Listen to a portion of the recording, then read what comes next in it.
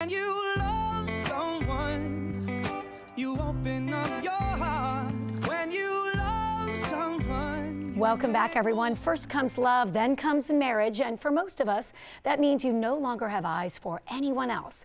But is it naive to think that your husband or wife will never lust over someone who isn't you?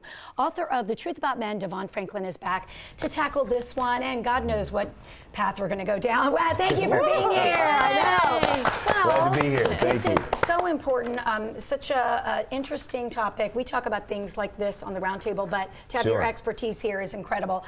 In the book, you say that the dog doesn't disappear when you fall in love or when you get married. Yeah. And that we're still going to have inappropriate thoughts every now and then. That seems natural. We're only human.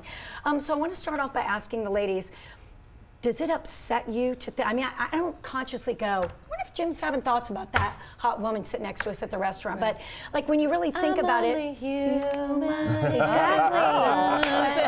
100%. But I mean, you think, does it bother you, the thought of them, you know, being human and having those thoughts? No, it doesn't. It doesn't bother me. I mean, I don't want to know exactly what he's thinking. Exactly. Keep it to yourself, but it wouldn't bother me. Yeah. It really wouldn't.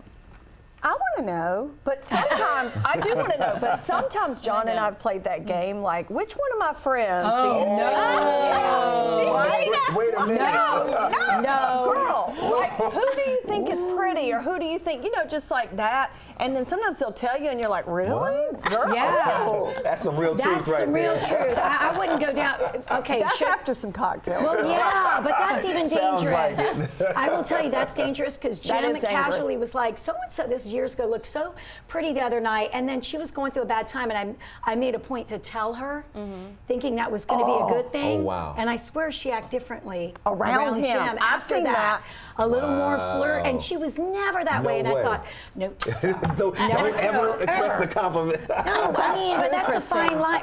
Am I right? That's true. Because everyone, that's the reality is what you're experiencing. Everyone has lust in them, right? But everyone has love in them, and we all have a decision. What are we going to lead with? You know, love is selfless. You know, love is sacrificial. Lust is selfish. It wants what it wants, whatever it wants. So we all have to decide at what point are we going to say, okay, here's who I want to be, here's what I want to be about, and I'm going to let the things that I love, you know, really help me get control over those things that I may lust after. Right. And well, in the book, you also say, in part, I get my readers on, we're taught how to make money, get women, buy a house, etc. We're rarely taught how to love, especially how to love ourselves.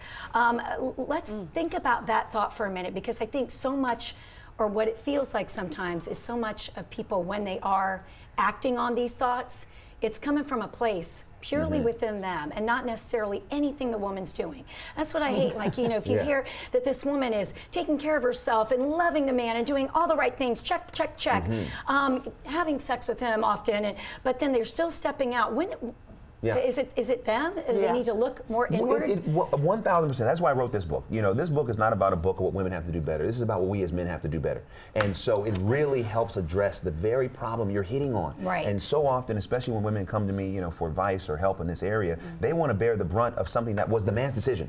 Right. And it's so important to not do that. If a man decides he's going to step out, that's because of some issues in him, and I believe that that's because he's allowed that lust in him to run and then ruin his life, and he has to become accountable for that. And one of the things in the situation is for the woman not to become a codependent. If you see something, you got to say something. If you can't live with certain behavior, you got to express it, even though it may be difficult. Sometimes the only way we're going to change is if we hear it. And sometimes the only deterrent to not step out is to know, hey, you know what, if you do that, this is over. You know, if you do that, here are the potential consequences. Right. And so it's really important for us as men to know that the woman in our lives loves us, cares for us, but also is going to hold our feet to the fire to actually hold our commitments as our highest priority. Oh, it's so true. Go ahead. You know what I would say, though, too? If you're going to be brave enough to talk to your husband, you can't beat him up for it. You got to listen. Come on. Come on. That's right. That's exactly what I say in the book. Right. Exactly. You got to listen, and you got to be able to take it and understand it and talk through it. I've had he and I were talking before the break about a conversation that I had with my husband recently. And John, if you're watching, you're going to come to his book signing on Saturday. But anyway, you got to be able to have that open conversation, because they can't be scared to tell you some things they're thinking, because then they're going to shut it down. Dee is 1,000% right. There's a whole chapter in the book called Create a Safe Space.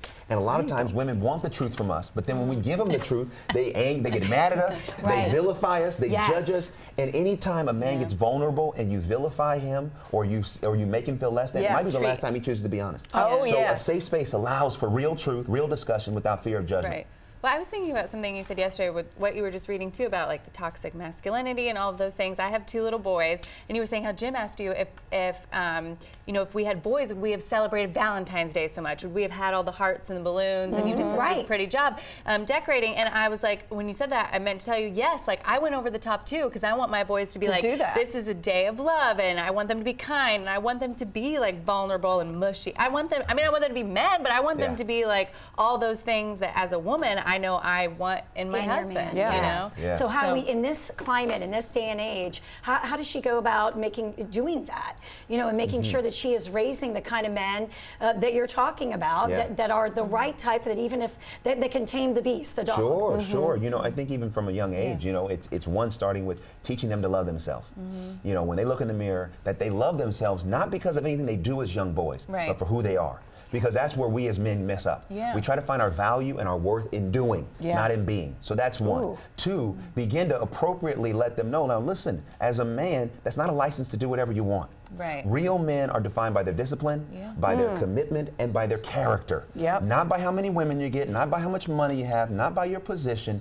And as a young man, the more we understand what real manhood's about, vulnerability, you know, being honest, practicing love, those values will be instilled in those young boys as they become men, and that's what helps change the next generation. I got chills. That was good. I'm on it. Let me ask you your opinion. When is the right time? I was recently talking to a roundtable contributor, and she was saying that the best time to have great, meaningful, impactful conversations, obviously when we're not arguing with our significant other. Like to broach these kinds of subjects.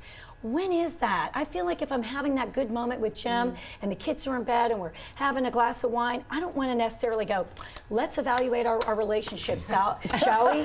Like, I want to know. Do you ladies, aren't you curious? Because you can't say we need to talk. No. It's like, oh Lord, what do we got to talk about this? now? What did we do wrong now? Tell me, how do we get there where it's because if we want to have this conversation, how do we do it? You know, one of the most important things when it comes to having this conversation is tone. Tone is everything, everything. You know, sometimes you may have the right message, but the wrong delivery. And I know for us as men, we can't hear it, and vice versa. You know, there have been plenty of times where I've said the right thing to my wife, but the wrong way, and she did not hear me. So much of it is having the right tone, and the tone being aligned with the intention. You're right, I love you, so I'm gonna deliver this message in love. And in terms of timing, it really comes down to what is the issue, you know, and how badly do you need to address it. Because sometimes something we really need to address, we're so afraid, we never find the right time. And it's important sometimes to say, you know what, it ain't the right time, but if I don't express this, it's going to come out in other ways. And I don't want to do that. So it may be awkward, baby, but we got to have this conversation. You can have like check-in times too. I think a check-in time's good. But do you put that on the calendar? And I hate that we have to wrap because we could talk for an hour and a half and all day and all weekend. But luckily we get to have him. He's going to be signing books, so please make sure you go visit him. It's Barnes & Noble in Buckhead for a copy of the book. And he's so sweet. He says he'll take his pictures and, we'll do it all. Sign. He is trying to help us all, people.